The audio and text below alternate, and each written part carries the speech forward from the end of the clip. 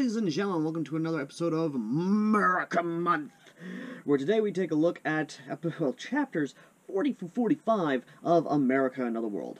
Yes, we're taking a look at a book that actually got me started on these reviews, these media reviews, these book reviews, these fan fiction reviews, so I think it'll run the Black Cat. If you haven't seen our interview, please go check that out. He's actually a really nice cat. Yes, a literal cat. As to how a black cat comes from Siamese cats, I don't know. One of the many mysteries of the world, but moving on. Ladies and gentlemen, today's review is, of course, on the counteroffensive of the Americans. Well, the contingent counteroffensive and, of course, the naval engagement. But we'll get to that in a bit. But last we left off, the elves are getting hurt by the good old-fashioned American of... What I do love about this, ladies and gentlemen, is that they're expecting us to be technologically inferior to them. I mean, what they expect? Us having, say, black powder-styled weaponry? Maybe some black powder of ours? What the bastards weren't expecting was us having good old-fashioned, full-on advanced firearms technology of freedom. Of course! Hell, speaking of firearms, the otherworldly Frenchies, the Maggies, actually were intrigued by our M16s and even wanted some for themselves. Don't get me wrong, Frenchie, I know you want some good old-fashioned 5.56 freedom, some 223 liberation, some 5.5 by 45 democracy. But you ain't getting it. It's ours. It's ours. We'll give you some M14s, maybe some M1 Grands. Maybe we'll give you some 1903 Springfields. Or you ain't getting our M16s. This is our babies. This is our Swiss sisters. Get it? Got it? Good. What was I talking about? Oh yeah, the story. So more or less these bastards are getting curb stomping to the ground. For good reason, actually. Because, once again, these Nazi SOBs underestimate us. Again, for good damn reason, because they're idiots. No shit.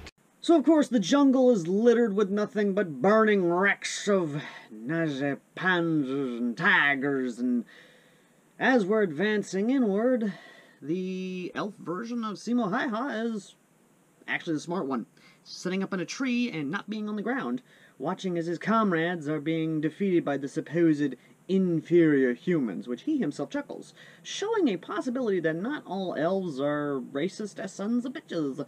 Excuse me, what? Again, a possibility, but whether or not that's actually true is debatable at best. But, again, a nice little bit of character development for each one of these things. And I do hope to see how Simo Hi-Ha's character actually develops in the future, or at least this elf version of him develops in the future.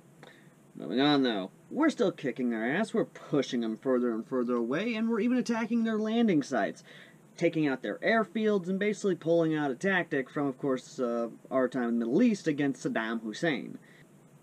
Because the basic tactic is this: you take out the enemy's ability to even give you any sort of air resistance, any sort of ground resistance, or even take out their ability to resupply or even supply the main force. The same thing goes for the Navy, because throughout this chapter we start actually seeing more and more of Elven High Command. The big thing is the leader himself actually talking to the Advanced Department of Research. Basically the Wunderwaffen division of, like, Nazi Germany. And what I love about it is that the Wunderwaffen, of course, is the ME-262.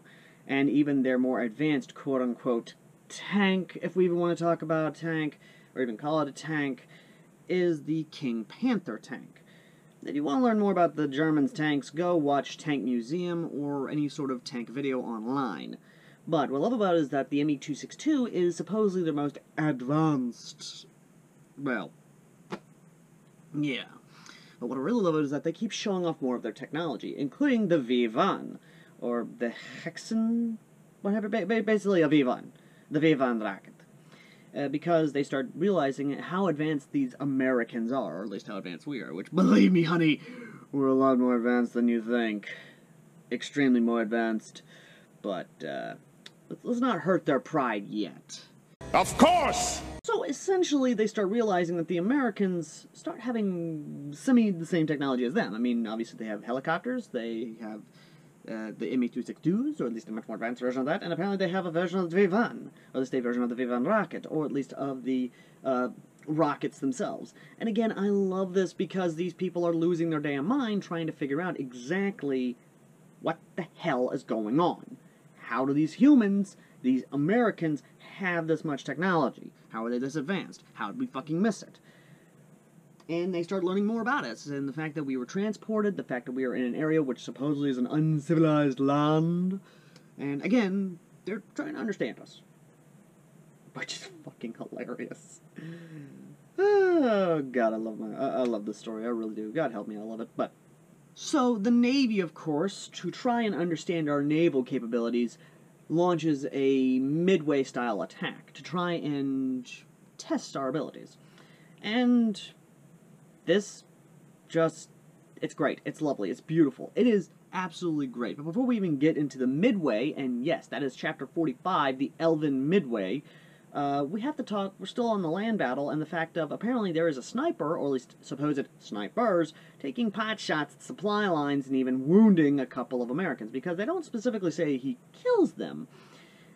Because of the advanced body armor and everything, I can see us actually not being taken out as easily by a Mauser round, or at least by the 8mm Mauser.